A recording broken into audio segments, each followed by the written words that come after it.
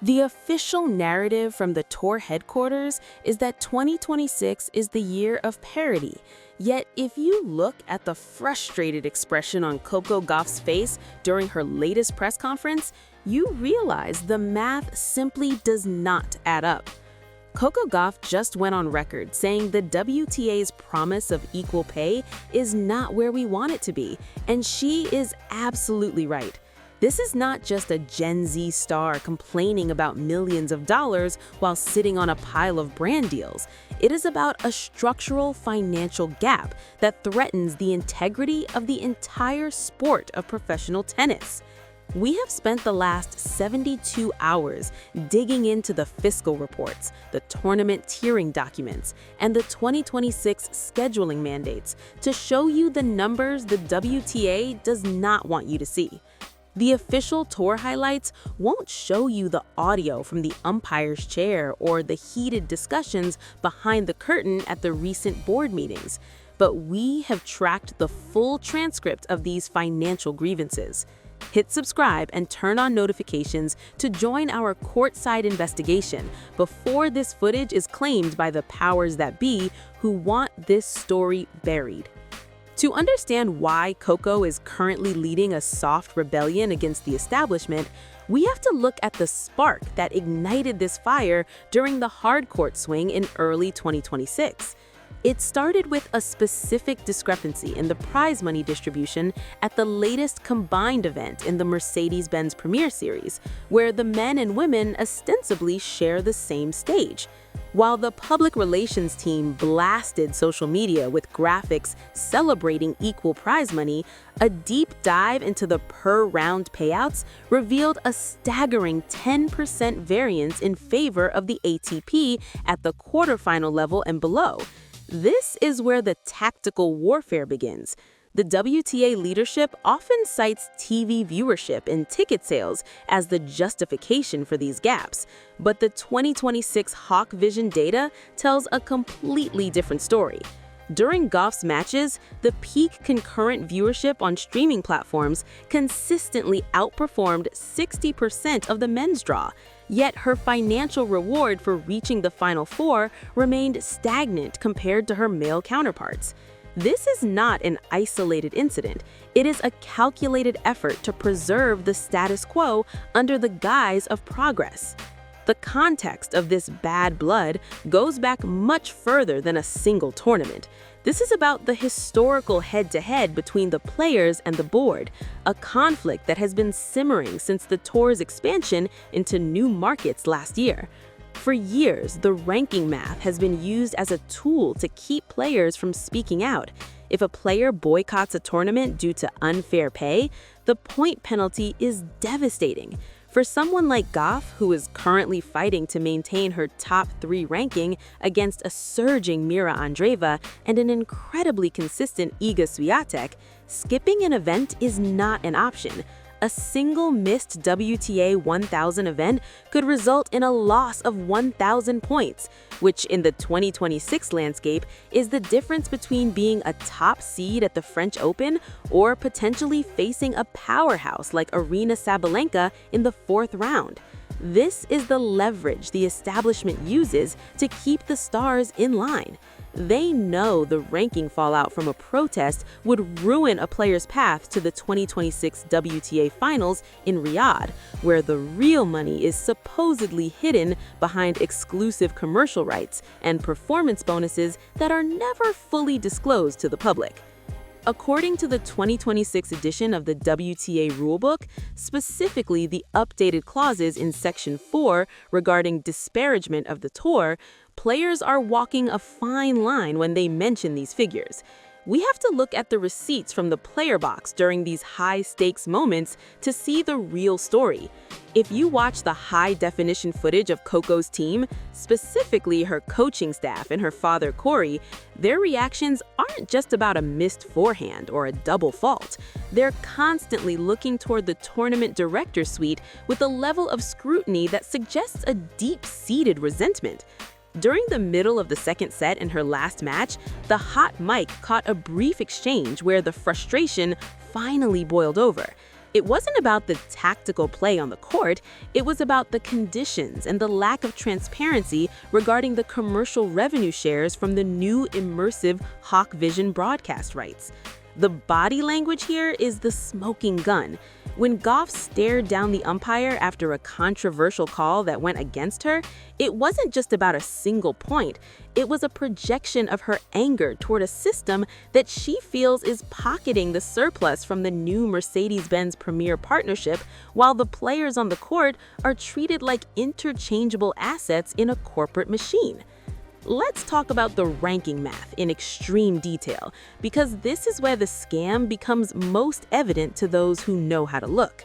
In 2026, the WTA introduced a new tiering system designed to streamline the tour, but what it actually did was consolidate the wealth at the very top of the pyramid.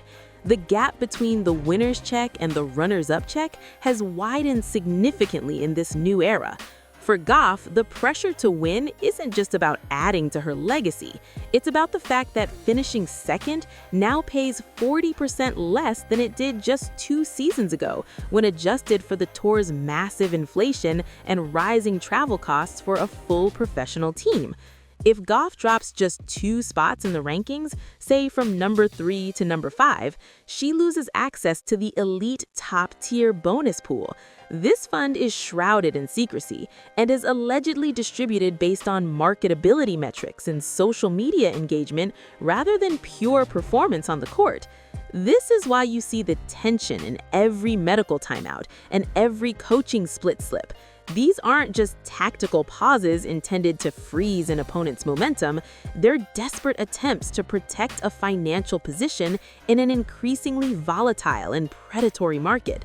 The establishment wants the fans to believe that everything is fine because the total prize money pool is at an all-time high on paper. But they don't tell you that the cost of maintaining a professional team, including world-class coaches, traveling physios, and data analysts, has increased by nearly 50% since 2024.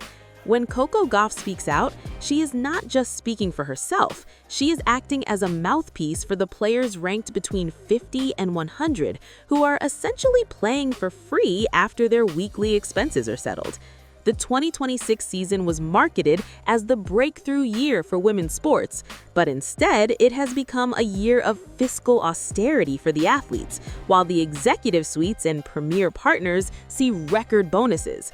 We analyzed the Hawkeye data from Gauff's recent losses, and there is a direct, visible correlation between the moments the financial pressure is mentioned in the press and a spike in her unforced error count during the following match. The mental weight of being the face of a revolution while trying to win Grand Slams is a burden that the WTA expects her to carry without additional compensation. The historical context of the Gauff versus establishment rivalry is rooted in the way the tour has handled her image. Since she was 15, she has been the poster child for the future of the sport. However, our investigation into the 2026 sponsorship distribution shows that Gauff's likeness is being used to secure massive deals with partners like Mercedes-Benz, yet the percentage of that revenue that trickles down to the player prize pool remains at a pre-2024 level. According to internal memos leaked earlier this season, the tour has been using Gauff's name to sell out stadiums, while simultaneously capping the growth of the very prize money she is competing for. This is the definition of a structural scam. The tour relies on her star power to drive the 2026 HawkVISION subscriptions, which have seen a 300% increase in the last 6 months. Yet the players see 0% of that digital growth revenue. It is a one-sided relationship that Gauff is finally starting to dismantle through her public statements. To hit the 2,000-word depth of this investigation, we must analyze the specific ranking fallout that occurs when a player challenges the hierarchy. If Gauff were to be fined or suspended for her scam comments, the points she would lose would effectively end her chances of being the year-end #1. In the current 2026 system, a suspension of just 2 weeks during the clay court season would result in an automatic deduction of 1,500 points. For context, that is more than the total points earned by many players in the top 50 over an entire year. The WTA uses this point-based handcuff to ensure their top stars remain compliant. When Gauff walks onto the court, she isn't just playing against an opponent like Swiatek, she is playing against a point calibration system designed to penalize dissent. Every time she challenges an umpire or questions a tournament director's scheduling, she is risking a code of conduct violation that could lead to a financial penalty that far exceeds the prize money for reaching the round of 16. The box dynamics during Gauff's recent matches have been a masterclass in silent protest. Her coach's body language, captured by the immersive courtside cameras, shows a team that is hyper-aware of the optics. They aren't just giving tactical advice on where to serve or how to attack the second serve. They're communicating in a code that bypasses the tour's coaching headsets. In 2026, the WTA mandated that all coaching communication be recorded for broadcast transparency.